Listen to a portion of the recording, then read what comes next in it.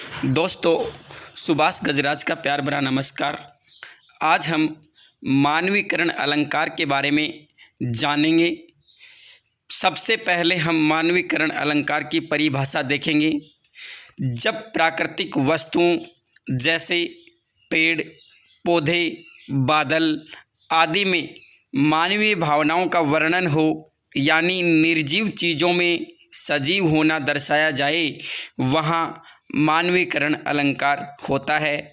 दूसरी परिभाषा देखेंगे कि जब किसी पद में किसी प्राकृतिक पदार्थ को, जड़ या अमूर्त पदार्थ को मानव के रूप में मान लिया जाता है अथवा प्राकृतिक पदार्थ में मानवीय क्रियाएं का आरोपण किया जाता है, अर्थात जहां प्राकृतिक, जड़ या अमूर्त पदार्थ भी मानव के जैसे क्रियाएं करते दिखाई पड़ते हैं, वहाँ मानवीकरण अलंकार होता है। जैसे मानवीकरण अलंकार के उदाहरण देखेंगे। फूल हंसे, कलियां मुस्काई। इस उदाहरण में बताया गया है कि फूल हंस रहे हैं एवं कलियां मुस्कुरा रही है।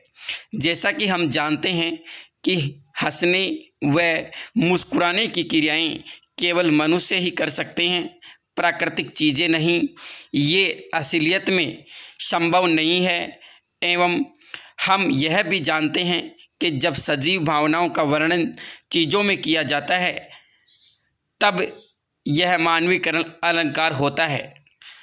अतः यहाँ पर मानवीकरण अलंकार है। दूसरा उदाहरण देखेंगे। मेघमय आसमान से उतर रही संध्या सुंदरी परी सी धीरे धीरे। ऊपर दी गई पंक्तियों में बताया गया है कि संध्या सुंदरी परी की तरह धीरे धीरे आसमान से नीचे उतर रही है।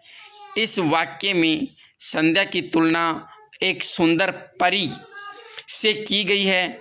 एक निर्जीव की सजीव से यह असलियत में संभव नहीं है। एवं हम यह भी जानते हैं कि जब सजीव भावनाओं का वर्णन चीज़ों में किया जाता है, यानी निर्जीव चीज़ों में किया जाता है, तो वहाँ पर ये मानवीकरण अलंकार होता है। आगे देखेंगे। उषा सुनहरे तीर बरसाती, जय लक्ष्मी सी उदित हुई। ऊपर दिए गए उदाहरण में उषा यानी भोर को सुनहरे तीर बरसाती हुई नायिका के रूप में दिखाया जा रहा है। यहाँ भी निर्जीवों में मानवीय भावनाओं का आरोप दिखाई दे रहा है। हम जानते हैं कि नायिका एक मनुष्य होती है, ना कि एक निर्जीव, अतः यह संभव नहीं है। हम यह भी जानते हैं कि जब सजीव भावनाओं का वर्णन चीज़ों में किया जाता है, तब यह मानवीकरण अलंकार होता है। आगे उदाहरण देखेंगे। दरवाजे खोल खोल जब झुरमुट में मुस्कुराती है। जैसे कि हम ऊपर दिए गए उदाहरण में देख सकते हैं कि कलियों के दरवाजे खोल खोल कर झुरमुट में मुस्कुराते हुए वर्णित दिखाया गया है। हम जानते हैं कि मुस्कुराने की क्रिया सिर्फ मनुष्य सजीव ही कर सकते हैं, कलियां ये क्रियाएं नहीं कर सकती। यह उनके लिए असंभव है। मुस्कुराना आदि क्रियाएं तो सिर्फ मानव ही करते हैं। अतः यहाँ पर भी प्राकृतिक चीज़ों में मानवीय भावनाएं दर्शाई जा रही है। हम यह भी जानते हैं कि जब सजीव भावनाओं का वर्णन चीज़ों में किया जाता है, तब यह मानवीकरण अलंकार होता है। धीरे धीरे हिम आच्छादन हटने लगा धरातल से, जगी वनस्पतियाँ अलसाई मुँह धोया शीतल जल से। दोस्तों, इसमें बताया गया है कि जब वनस्पतियाँ जागी, फिर अलसाई और शीतल यानी ठंडे पानी जल से उन्हें मुँह धोया, अपना मुख धो लिया। जैसा कि हमें पता है कि वनस्पतियों के मुख नहीं होता। यह मुख धोने वाली, अलसाने वाली आदि क्रियाएं सिर्फ मनुष्य में होती है।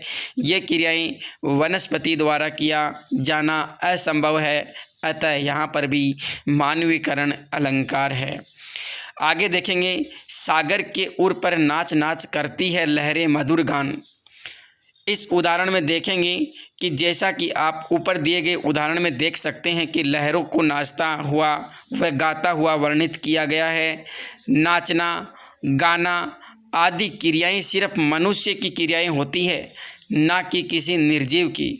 जैसा हम जानते हैं, नाचने गाने यहाँ निर्जीवों में सजीवों की भावनाएं दिखाई गई है, अतः यहाँ मानवीकरण अलंकार माना गया है। मित्रों, अन्य उदाहरण देखेंगे। कली से कहता था मधुमास, बता दो मधु मदिरा का मोल। दूसरा उदाहरण देखेंगे, बीती विभावरी जागरी, अंबर पनघट में डुबो रही, तारा घट उषा नागरी, खग कुल कुल सा बोल रहा, किस लय का अंचल डोल रहा, लो यह लतिका भी भर लाई, मधु मुकल नवल रस गागरी। दोस्तों, यहाँ पर जयशंकर प्रसाद द्वारा रचित एक गीत है। इसमें उषा को एक नागरी यानी नगर में रहने वाली बताया गया है और इसके अतिरिक्त पक्षियों का जो समूह है वह कुल कुल करता हुआ अपनी ध्वनि में बोल रहा है। इस प्रकार यहाँ पर प्राकृतिक वस्तुओं को, चीज़ों को ये मानवीकरण रूप दिया गया है। तीसरा उदाहरण देखेंगे, मेघ आए बड़े बन ठन के संवर के, आगे आगे नाचती गाती बयार चली, दरवाजे खिड़कियाँ खुलने लगी, गली गली पाहुन जो आए हो, गांव में शहर के, मेघ आए बड़े बन ठन के संवर के। तो दोस्तों, यह उदाहरण थे, यह परिभाषा थी मानवीकरण अलंकार की।